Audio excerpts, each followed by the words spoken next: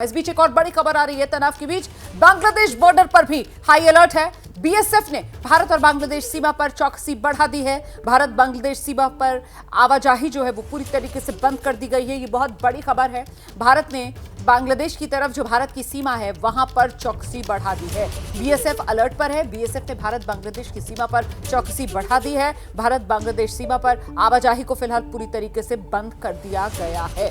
ये इस वक्त की बड़ी खबर है। नीरज राजपूत का रुख करते हैं, जानते हैं जरा नीरज से क्या डिटेल्स और मिल रही है। नीरज, देखिए रुमाना, जब बांग्लादेश में पिछले साल से जो सत्ता परिवर्तन हुआ है उसके बाद से जो सरकार आई है उसका हमने देखा है कि भारत विरोधी जो उसकी गतिविधियां रही हैं। और हाल के महीनों में हमने देखा था पाकिस्तान की जो खुफिया एजेंसी आईएसआई उसके अधिकारी वहां पहुंचे थे। बॉर्डर के बेहद करीब जो हमारा सिलीगुड़ी कॉरिडोर है उसके बेहद करीब पहुंचे थे। वहां पर रंगपुर में पहुंचे थे बांग्लादेश के।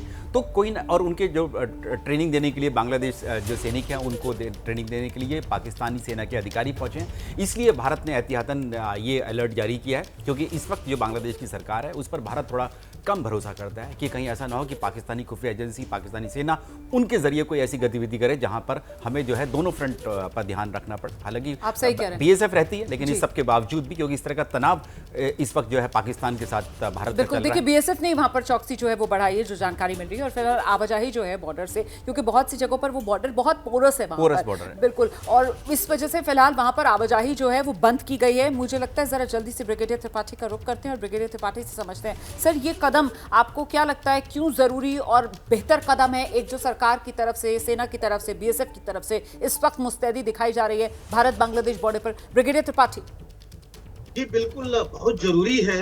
हम देख रहे हैं कि अपने हमारा जो बंगाल है उसकी क्या हालत है। वहां से कितने घुसपैठ होते रहे बांग्लादेश से।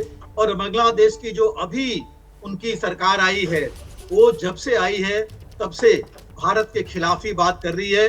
और आपने देखा कि उनके जो एडवाइजर हैं, chief advisor to the government of Bangladesh, Muhammad Yunus, वो चीन जाते हैं और चीन में जाके कहते हैं कि भारत के 7 जो देश हैं, 7 सिस्टर्स, नॉर्थ ईस्टर्न स्टेट्स, वो डायरेक्टली इनफैक्ट बोल रहे थे कि उनको काटा जा सकता है, चीन चाहे तो कर सकता है। चीन को बुला रहे थे इसके लिए, उसी चीन को जिससे कि जिसने उनसे हथियार और एम्युनिशन खरीदते हैं बांग्लादेश।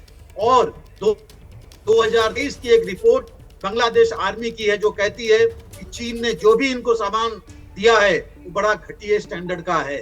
लेकिन उसके अलावा आपको पता है कि पिछले साल आईएसआई के चीफ गए थे बांग्लादेश में और उन्होंने जो हमारा चिकन नेक जो हम कहते हैं सिलीगुड़ी कॉरिडोर। सही कह रहे हैं सर आप।